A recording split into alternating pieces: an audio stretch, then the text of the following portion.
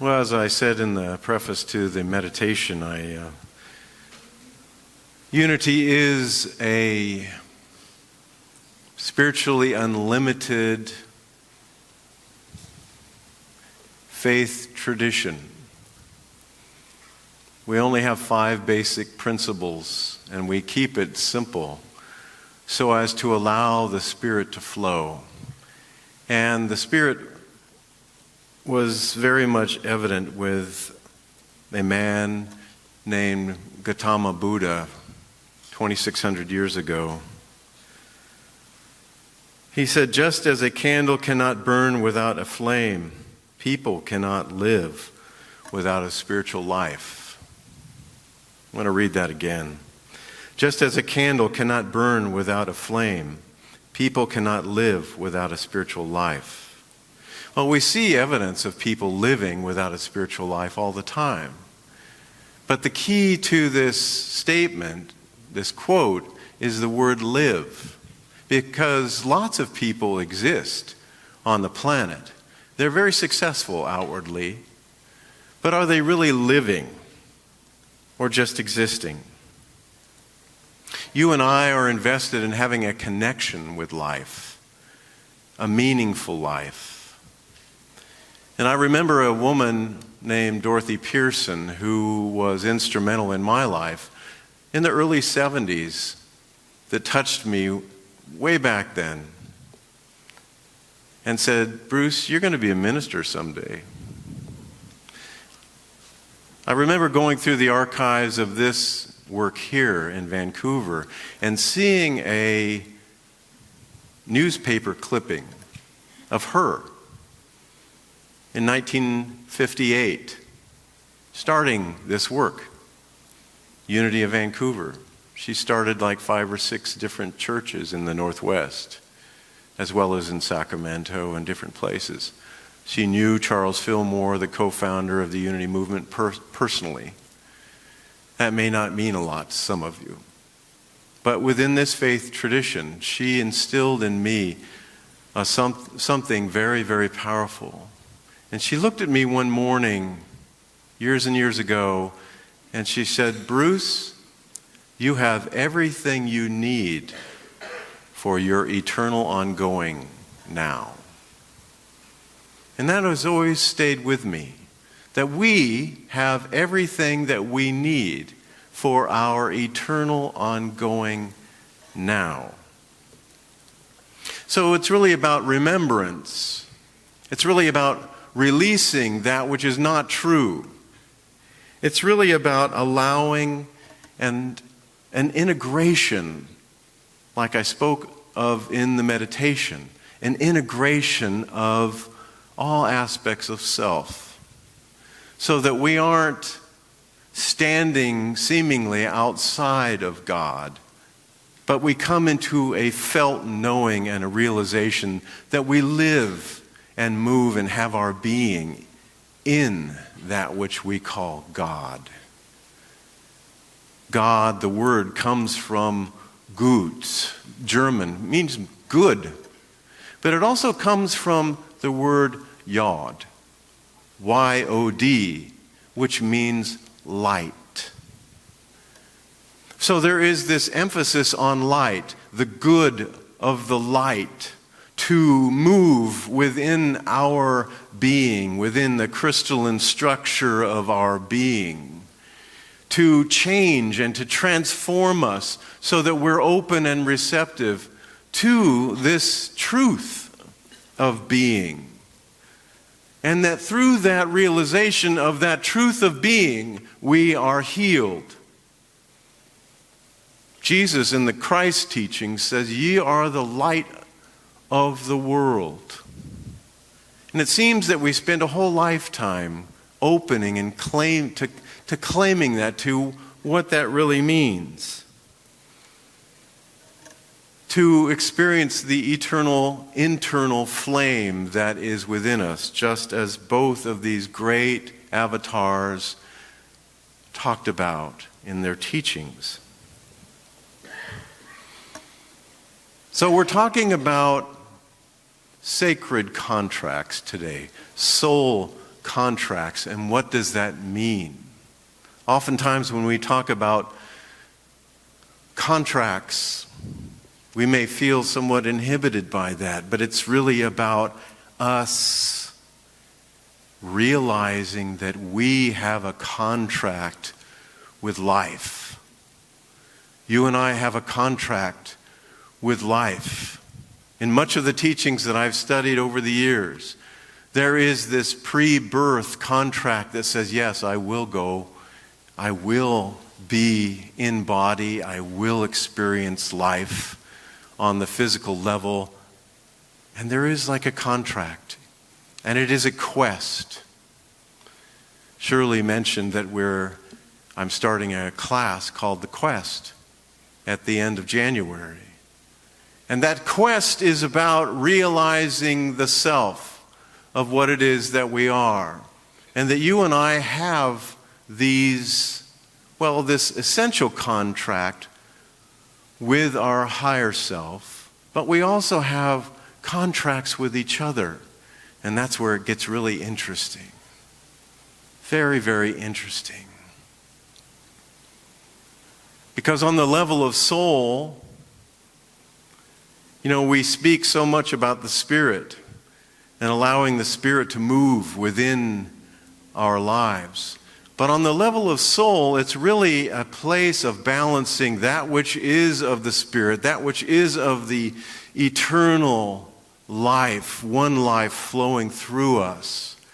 And it is that balancing with the horizontal life that is ours to live.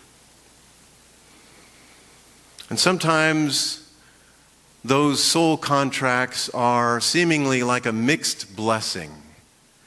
We may even experience an arch nemesis of our life that doesn't want anything to do with promoting our light. In fact, he or she may seem to be wanting to tear down our light.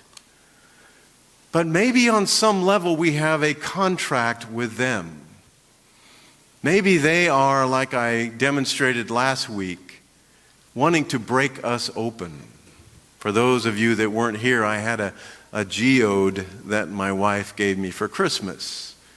To all appearances, it was hard. But I broke it open and we looked at it together and it was beautiful. Beautiful crystalline structure inside. And that's what anyone, may be instrumental in breaking us open into a greater sense of who it is that we are. And it may not feel good at first. Who is this protagonist in my life that keeps hounding me? Could be a spouse, or a family member, or a friend, or a seeming enemy. But we may have a soul contract with them on a deeper level. And that's really what I'm talking about today. Even a person that we just can't stand. Before we came into this life, they may said, well, yeah, I'll take that on. I'll show up when you're 16 years old. And we'll go round and round. But the intention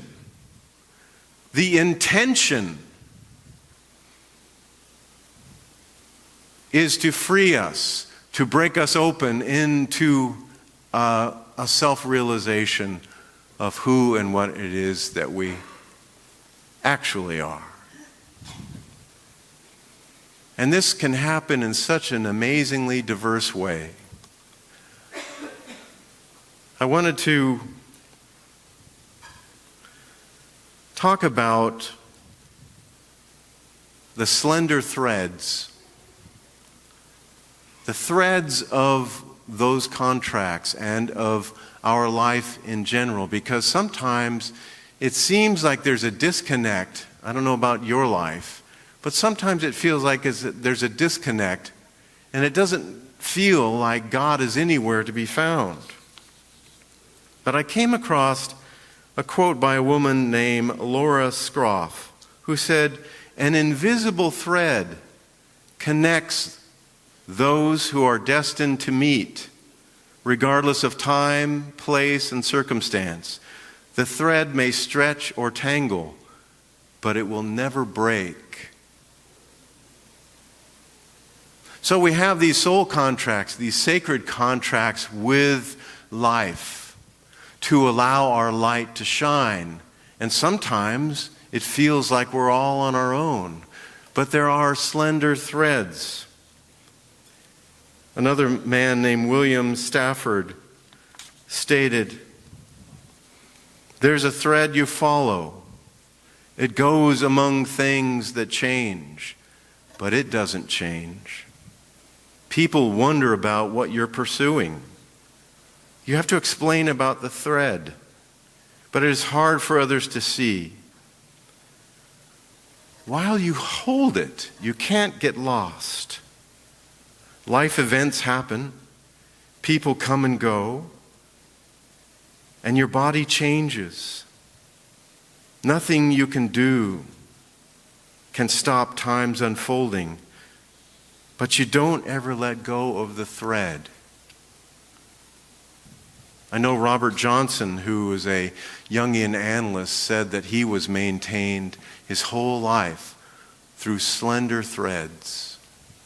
That no matter what happened, was going on, there was always this thread of guidance all along. And so you and I are invited to trust this process. Now, I remember back in 1982, I was in a small apartment in Encinitas, California, right by the ocean. And I had just completed my social work training. And I lived in Encinitas because it was near Paramahansa Yogananda's hermitage. Paramahansa Yogananda was a great, great heart yogi. And he loved Jesus too. He was from the East, from India, but he was guided through a slender thread to come to the United States because it was time for the American people and the people of North America to open to a greater soul contract, a greater sacred contract with their own being, to step outside perhaps a traditional box of beliefs. And interestingly enough, he was greatly received on the East Coast in Boston and in Los Angeles. And Self-Realization Fellowship is a great vehicle for understanding the truth of who we are. Yogananda used to say, if you can't find a Self-Realization Fellowship chapel in your town, seek out a unity church because of the truth that is there within the teachings. But anyway, in Encinitas, one night, I had a lucid dream. I put a lot of stock in lucid dreaming because I feel that it's direct communication from the soul and guidance. In that dream, I found myself in an adobe house with I'll never forget it. It was like a rough-hewn table, like a picnic table made out of logs. And I was just like, what is this place? Where am I? Because I was aware that I was dreaming. And a little voice said, you are in Arizona. And I then awoke from that dream by a phone call. And a woman asked for Bruce. And I said, well, I'm Bruce. I was very groggy. She started talking about some content. And I said, I think you've got the wrong number. Where are you calling from? And she said, Arizona. That was a slender thread of guidance that moved me to Arizona, where I met all types of people that were dedicated to the light and to the presence of God, and that were very, very much open and receptive to the guidance.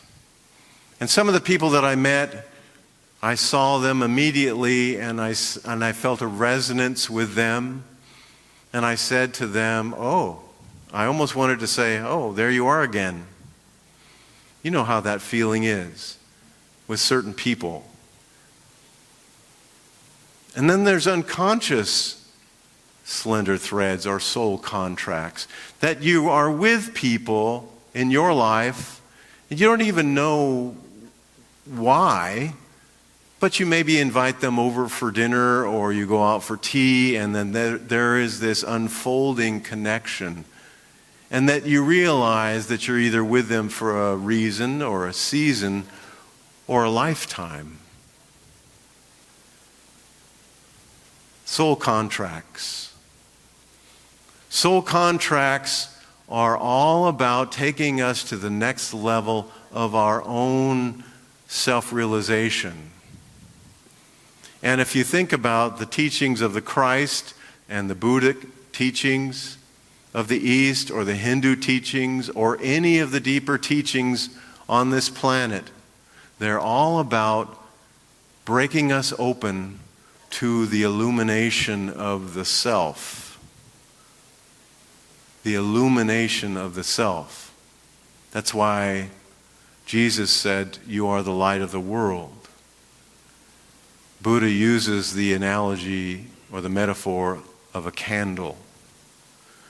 We are all engaged in a process of self-remembrance and allowing that which is true to be revealed and expressed. It takes what an ex-president of the United States, Calvin Coolidge, called perseverance. When I first moved to Arizona years ago, I read this quote in a phone book in the Yellow Pages. I'd like to share it with you. Press on. Nothing can take the place of persistence. Talent will not. Nothing is more common than unsuccessful men and women with talent.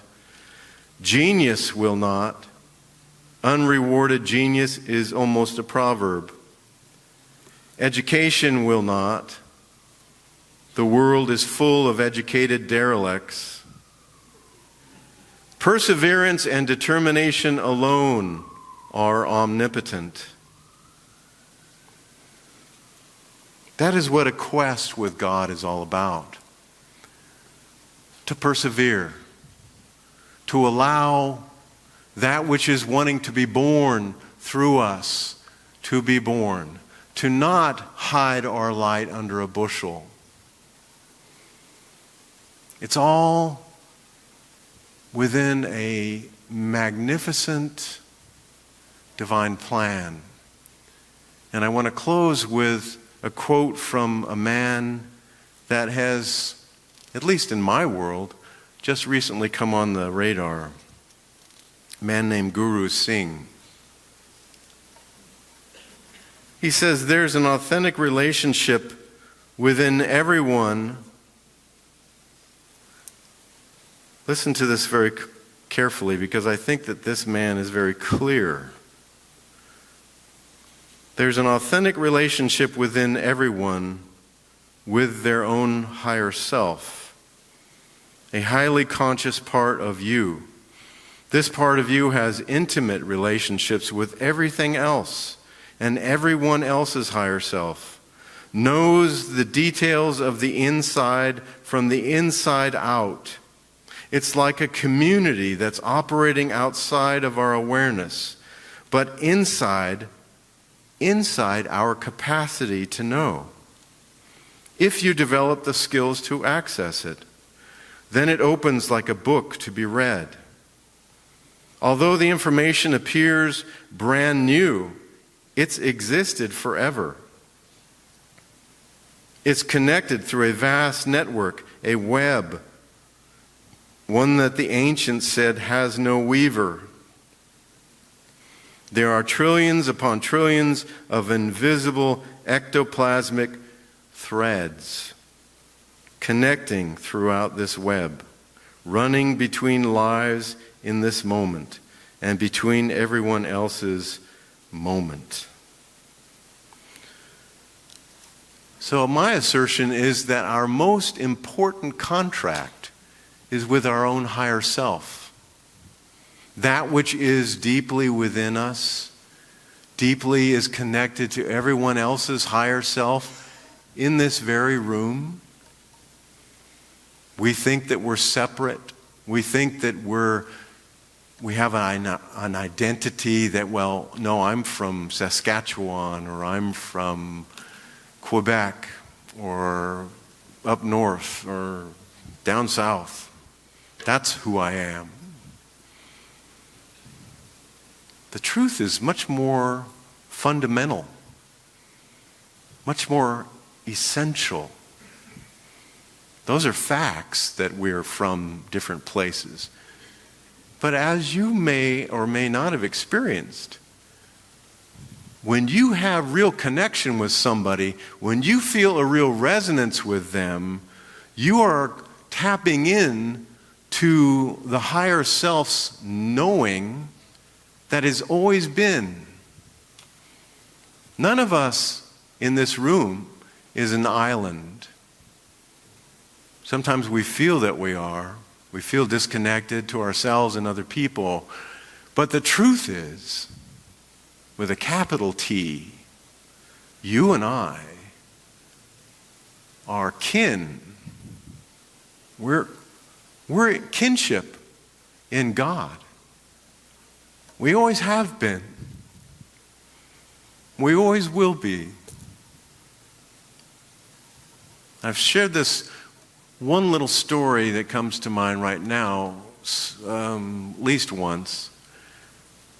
But when I was working in a hospital, when I was in the process of attaining my degree in social work, there was a woman that was in her 60s at the time. I think I was maybe 23 or something. And I was tending to this patient, getting her up and walking her and taking care of her and so forth in the hospital. And I noticed this woman, she had such a presence about her. Such a joy, but not an overt, she was just quiet, but at peace.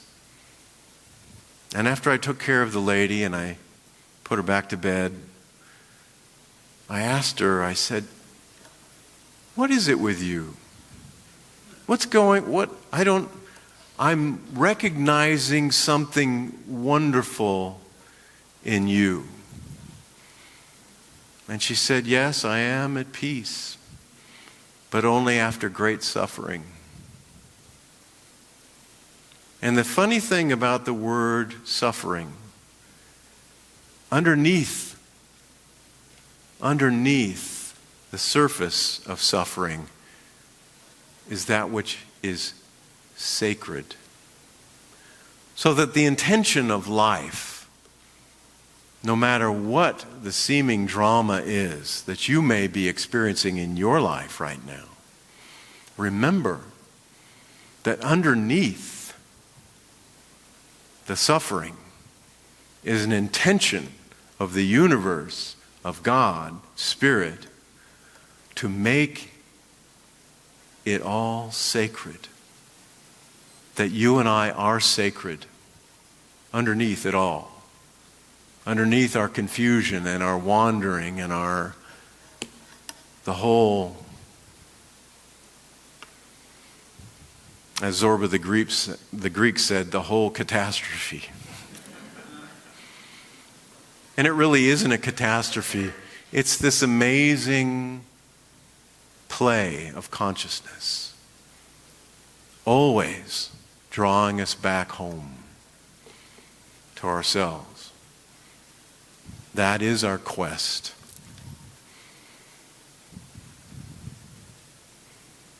So here we are, the first week in 2019. Wow.